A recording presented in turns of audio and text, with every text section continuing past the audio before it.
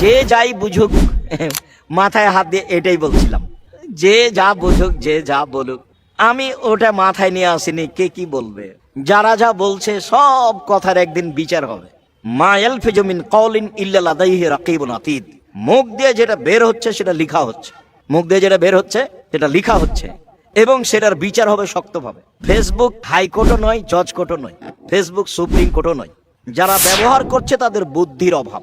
রাসূল সাল্লাল্লাহু আলাইহি সাল্লাম বললেন সবচেয়ে বুদ্ধিমানকে, জিজ্ঞাসা করা হলো সবচেয়ে বুদ্ধিমানকে, তখন রাসূল সাল্লাল্লাহু আলাইহি সাল্লাম বললেন সবচেয়ে বুদ্ধিমান যে মরণকে স্মরণ করতে পারে। তো ফেসবুক দিয়ে যদি মানুষ বিচার করে নেয় আর যদি মনে করে আমি সবচেয়ে বুদ্ধিমান, তাহলে এটা ভুল।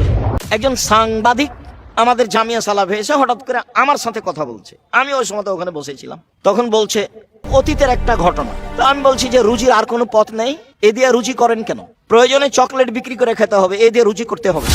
প্রয়োজনে ভিক্ষা করতে হবে, এ দিয়ে রুজি করতে হবে না কেন? এই কাজের কাজই হচ্ছে মানুষের দোষ ত্রুটি মানুষকে জানানো।